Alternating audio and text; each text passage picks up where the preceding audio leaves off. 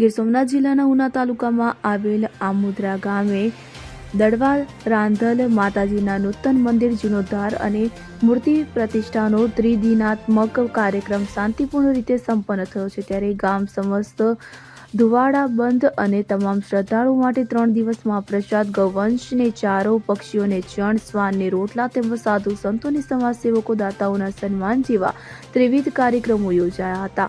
તો 3 દિવસીય સુધી રાત્રે લોક ડાયરો, સંતવાણી, રાસ ગરબા કાર્યક્રમો પણ યોજવામાં આવ્યા હતા। આમોદરા ગામે વગડામાં બિરાજમાન અતિ પુરાતન એવા દડવા રાંધલ માતાનું જીર્ણોદ્ધાર એવં નૂતન મૂર્તિ પ્રતિષ્ઠા વિધિનો 3 દિવસીય ધાર્મિક કાર્યક્રમ મુંબઈ નિવાસી માતાજીના પરમ સેવક અજીતભાઈ રમણલાલ જોશી પરિવારના મુખ્ય યજમાન પદે અને ગામના દાતાઓના પેટ યજમાન પદે ભવ્ય અને આસ્થાસભર વાતાવરણમાં યોજાયેલ હતો। ત્યારે આ કાર્યક્રમના મુખ્ય આચાર્ય તરીકે વિદ્વાન શાસ્ત્રી શ્રી હિતેશભાઈ જોશી અને વિદ્વાન ભૂદેવો દ્વારા વેદોક્ત વિધિ અનુસાર યજ્ઞ અને પ્રતિષ્ઠા વિધિ સંપન્ન કરાયેલ હતી। તો આમોદ ગામ સમસ્તને દડવા રાંધલ સેવક મંડળના સહયોગ અને અથાગ પ્રયત્નોથી સંપન્ન થયેલા કાર્યક્રમ દરમિયાન ગ્રામજનોની માતાજીની પ્રત્યેની અનેરી શ્રદ્ધા અને એકતાના દર્શન થતા જોવા મળ્યા હતા।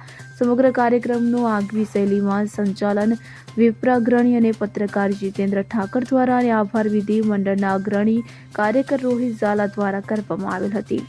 રાંધલ આમોદરાના પૂજારી છું ધીરુભાઈ જોશી અને આપણે માતાજી દડવા રાંધલ માનો 900 વર્ષ જૂનો ઇતિહાસ છે અને જૂનું મંદિર હતું એમાંથી નવનિર્માણ કર્યું અને દડવા યુવા મંડળ અને ગ્રામ સમસ્ત એક ભવ્ય આયોજન છે। જીર્ણોદ્ધાર મંદિર નવું બનાવી અને 3 દિવસનું ભોજનાલય, ગામ ધુવાડો બંધ અને યજ્ઞ કાર્ય કર્યું છે। અહીંયા દડવા રાંધલ મંદિર જે પૌરાણિક સ્થાન માતાજીનું વર્ષોથી જે જગ્યા હતી એ જગ્યામાં મા રાંધલની પ્રેરણાથી અત્યારે ત્રિદિનાત્મક જીર્ણોદ્ધારનું કાર્ય, મહાકાર્ય, ભગીરથ કાર્ય જે અત્યારે અહીંયા ગામો આમોદરા ગામ સમસ્ત આખું ગામ આમોદરા અને શ્રી દડવા રાંધલ યુવક મંડળ અમારું મંડળના પ્રયાસોથી અત્યારે 3 દિવસનો આ ધાર્મિક કાર્યક્રમ યોજાઈ રહ્યો છે। અત્યારે ગામ સામૂહિક ભોજન માટે બપોરે અત્યારે પર ડે દરરોજ માટે ગામ સમસ્ત સામૂહિક ભોજન લે છે। આ સિવાય આમંત્રિત મહેમાનો, સાધુ સંતો તમામને અહીંયા ભોજનની વ્યવસ્થા છે। એ સિવાય અહીંયા 3 દિવસ માટે દરરોજ પક્ષીઓને ચણ, મૂંગા પશુઓ જે કૂતરાઓ માટે લાડુ અને ગૌધન માટે ઘાસચારો એ સતત ને સતત અમારા કાર્યકરો, સેવાભાવી સંસ્થાઓ દ્વારા અહીંયા મળી રહ્યું છે અને આ રીતનો અહીંયા અમારે એક ભગીરથ ધાર્મિક કાર્યક્રમ ચાલી રહ્યો છે। હા, શોભાયાત્રા અમારા સમસ્ત આમોદરા ગામ સમસ્ત ગ્રામજનો અને બહારથી પણ પધારેલા મહેમાનો અને ભાવિક ભક્તો દ્વારા ભવ્ય શોભાયાત્રા પણ કાઢવામાં આવેલી હતી। ભગવતી જગદંબિકા રાજરાજેશ્વરી દડવા રાંધલ મંદિરે 3 દિવસનો પ્રાણ પ્રતિષ્ઠા મહોત્સવ અને સત્ચંડી યજ્ઞનું આયોજન હતું। પુરાણોક્ત બાબતની રીતે અને લોકોક્તિની રીતે આ દડવા રાંધલ મંદિરમાં માતાજીના ધડનો ભાગ અહીંયા પૂજાય છે અને મસ્તકનો ભાગ ગામની અંદર પૂજાય છે।